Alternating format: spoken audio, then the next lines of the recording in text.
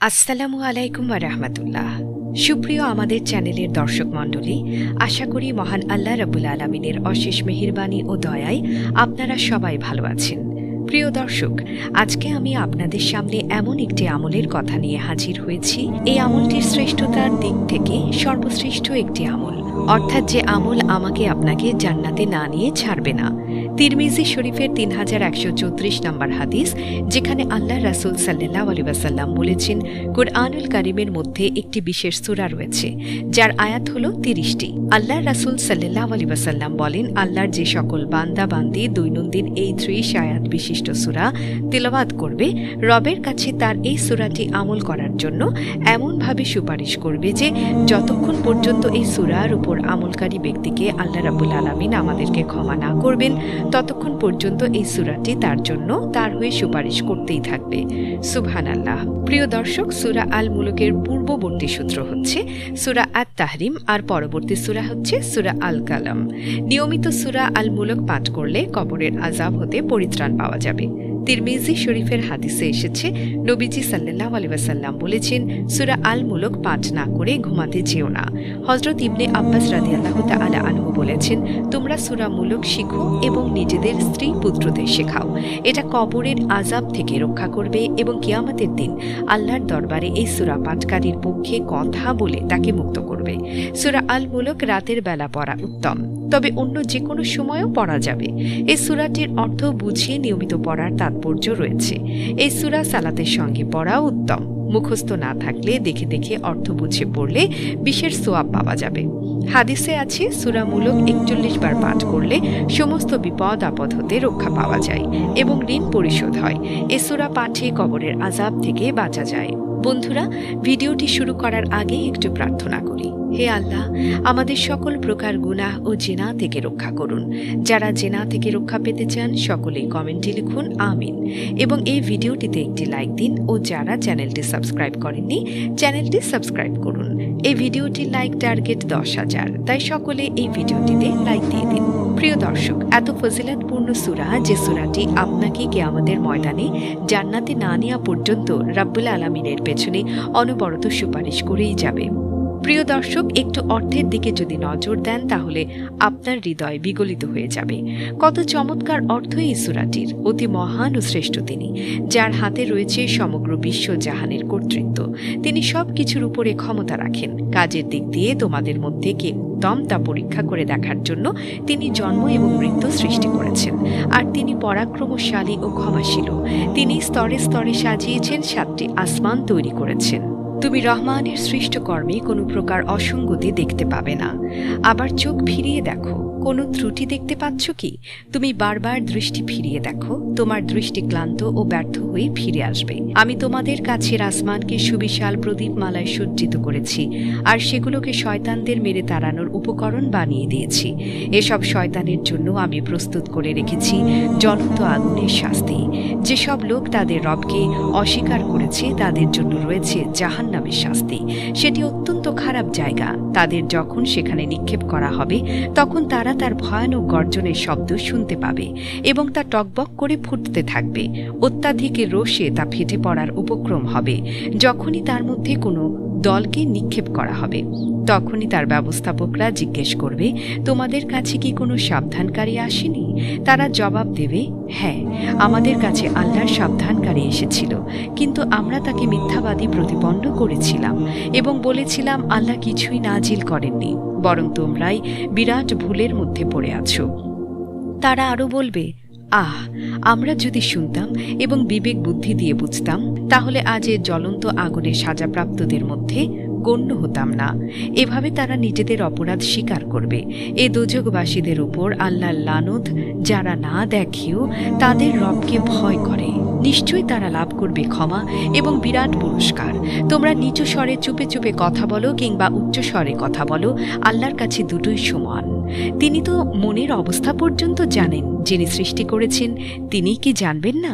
অথচ তিনি সূক্ষ্মদর্শী ও সব বিষয় ভালোভাবে অবগত। তিনিই তো সেই মহান সত্তা যিনি ভূপৃষ্ঠকে তোমাদের জন্য অনুগত করে দিয়েছেন, যার ফলে তোমরা এর বুকের উপর চলাফেরা করো এবং আল্লাহর দেয়া রিজিক খাও, আবার জীবিত হয়ে তোমাদেরকে তার কাছেই ফিরে যেতে হবে। যিনি আসমানে আছেন তিনি তোমাদের মাটির মধ্যে ধসিয়ে দেবেন এবং অকস্মাৎ ভূপৃষ্ঠ জোরে ঝাঁকুনি খেতে থাকবে। এ ব্যাপারে কি তোমরা নির্ভয়ে হয়ে গিয়েছ? যিনি আসমানে আছেন তিনি তোমাদের উপর পাথর বর্ষণকারী হাওয়া পাঠাবেন, এ ব্যাপারেও কি তোমরা নির্ভয় হয়ে গিয়েছ? যখন তোমরা জানতে পারবে আমার সাবধানবাণী কেমন। তাদের পূর্বের লোকেরাও মিথ্যা আরোপ করেছিল, ফলে দেখো আমার পাকড়াও কত কঠিন হয়েছিল। তারা কি মাথার উপর উড়ন্ত পাখিগুলোকে ডানা মেলতে ও গুটিয়ে নিতে দেখে না? রহমানুর রহিম রব্বুল আলামিন ছাড়া আর কেউ নেই যিনি তাদেরকে ধরে রাখেন। তিনিই সবকিছুর রক্ষক। বলো তো, তোমাদের কাছে কি এমন কোনো বাহিনী আছে যা রহমানের বিরুদ্ধে তোমাদেরকে সাহায্য করতে পারে? বাস্তব অবস্থা হলো এসব কাফিররা ধোঁকায় পড়ে আছে। অথবা রহমান যদি তোমাদের রিজিক বন্ধ করে দেন, তাহলে এমন কেউ আছে কি যে তোমাদের রিজিক দিতে পারে? প্রকৃতপক্ষে এসব লোক বিদ্রোহ ও সত্য বিমুখতায় বদ্ধপরিকর। ভেবে দেখো, যে ব্যক্তি মুখ নিচু করে পথ চলেছে সেই সঠিক পথপ্রাপ্ত, না যে ব্যক্তি মাথা উঁচু করে সোজা হয়ে সমতল পথে হাঁটছে সেই সঠিক পথপ্রাপ্ত। এদেরকে বলো, আল্লাহ তো তোমাদের সৃষ্টি করেছেন, তিনিই তোমাদের শ্রবণ শক্তি, দৃষ্টিশক্তি ও বিবেক বুদ্ধি দিয়েছেন। তোমরা খুব কমই কৃতজ্ঞতা প্রকাশ করে থাকো। এদেরকে বলো, আল্লাহ সেই সত্তা যিনি তোমাদের পৃথিবী ব্যাপী ছড়িয়ে দিয়েছেন, আর তার কাছেই তোমাদের সমবেত করা হবে। এরা বলে, তোমরা যদি সত্যবাদী হও তাহলে বলো এ ওয়াদা কবে বাস্তবায়িত হবে? এদেরকে বলো, এ বিষয়ে জ্ঞান আছে শুধু আল্লাহ নিকট, আমি স্পষ্ট সতর্ককারী মাত্র। তারপর এরা যখন ওই জিনিসকে কাছেই দেখতে পাবে তখন তারা অস্বীকার করেছে, তাদের চেহারা বিবর্ণ হয়ে যাবে। আর তাদেরকে বলা হবে, এই তো সেই জিনিস যা তোমরা চাচ্ছিলে। তুমি এদেরকে বলো, তোমরা কখনো এ বিষয়ে ভেবে দেখেছ কি যে আল্লাহ যদি আমাকে ও আমার সঙ্গীদেরকে ধ্বংস করে দেন কিংবা আমাদের উপর রহম করেন, তাতে কাফেরদেরকে কঠিন শাস্তি থেকে কে রক্ষা করবে? এদেরকে বলো, তিনি অত্যন্ত দয়ালু, আমরা তার উপর ঈমান এনেছি এবং তারই উপর নির্ভর করেছি। তোমরা অচিরেই জানতে পারবে কে স্পষ্ট বিভ্রান্তির মধ্যে ডুবে আছে।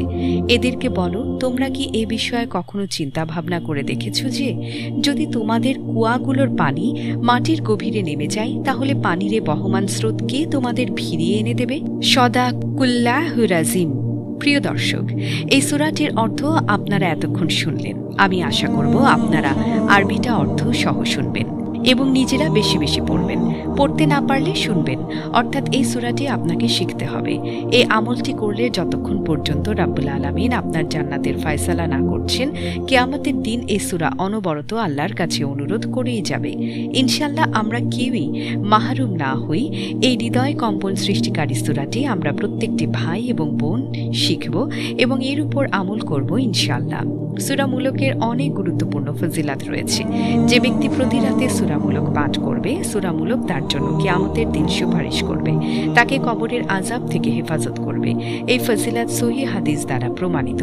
এই সূরা আমলকারীর পক্ষে ওকালতি করে জান্নাতে প্রবেশ করাবে। কেবল সাধারণ সুপারিশ নয়, বরং এই সূরা তার আমলকারীর পক্ষে ওকালতি করবে। আমলকারীকে জান্নাতে না নেওয়া পর্যন্ত তার পক্ষে লড়তে থাকবে। আনাস রাদিয়াল্লাহু তাআলা আনহু থেকে বর্ণিত, রাসূলুল্লাহ সাল্লাল্লাহু আলাইহি ওয়াসাল্লাম ইরশাদ করেন, কুরআনে 30 আয়াত বিশিষ্ট একটি সূরা রয়েছে যা তার আমলকারীকে জান্নাতে প্রবেশ করানো পর্যন্ত তার পক্ষে ওকালতি করেছে, তার পক্ষে লড়েছে। তা হল সূরা তাবারাকা, সূরা মুলক, আল মুজামুল আওসাত তাবারানি হাদিস 3654, আল মুজামুস সগীর তাবারানি হাদিস 490, আল আহাদিসুল মুখতারাহ জিয়া আল মাকদিসি হাদিস 1738, মাজমাউ জাওয়ায়েদ হাদিস 11430। সুতরাং যে ব্যক্তি এ সূরা তিলাওয়াত করবে, এর নির্দেশনা অনুযায়ী জীবন পরিচালনা করবে, আশা করা যায় সে এর সুপারিশ লাভ করবে এবং ক্ষমা ও জান্নাত লাভে ধন্য হবে। এ সূরা তিলাওয়াতকারীর জন্য কবরের আযাব থেকে প্রতিবন্ধক হবে। কবরের আযাব থেকে আল্লাহর পানাহ। কবরের আযাব অত্যন্ত ভয়াবহ। মানুষ ছাড়া অন্যান্য প্রাণী কবরের আযাব বুঝতে পারে, শুনতে পারে। নবীজি সাল্লাল্লাহু আলাইহি ওয়াসাল্লাম বলেন, মানুষ দাফন করতে ভয় পাবে, নইলে আমি আল্লাহর কাছে প্রার্থনা করতাম তিনি যেন তোমাদের কবরের আযাব শোনান। নবীজি আমাদেরকে কবরের আযাব থেকে পানাহ চাইতে বলেছেন। যায়েদ ইবনে সাবিত রাদিয়াল্লাহু তাআলা আনহু থেকে বর্ণিত, রাসূলুল্লাহ সাল্লাল্লাহু আলাইহি ওয়াসাল্লাম ইরশাদ করেন, তোমরা কবরের আযাব থেকে আল্লাহর আশ্রয় প্রার্থনা করো।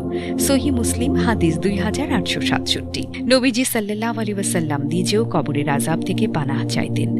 আয়েশা রাদিয়াল্লাহু তাআলা আনহু বলেন, একবার এক ইহুদি নারী তার কাছে এলো। সে কবরের আযাব প্রসঙ্গে আলোচনা করল এবং বলল, আল্লাহ আপনাকে কবরের আযাব থেকে রক্ষা করুন। নবীজি এলে আয়েশা রাদিয়াল্লাহু তাআলা আনহু তাকে কবরের আযাব সম্পর্কে জিজ্ঞেস করলেন। নবীজি উত্তরে বললেন, হ্যাঁ, কবরের আযাব সত্য। তো বন্ধুরা, এই ছিল আমাদের আজকের ভিডিওটি ভালো লাগলে অবশ্যই লাইক, কমেন্ট ও সাবস্ক্রাইব করবেন এবং ভিডিওটির বিষয়ে আপনার যদি কোনো মতামত থাকে তাহলে কমেন্ট করে জানাবেন। দেখা হচ্ছে পরবর্তী ভিডিওতে। আল্লাহ হাফেজ।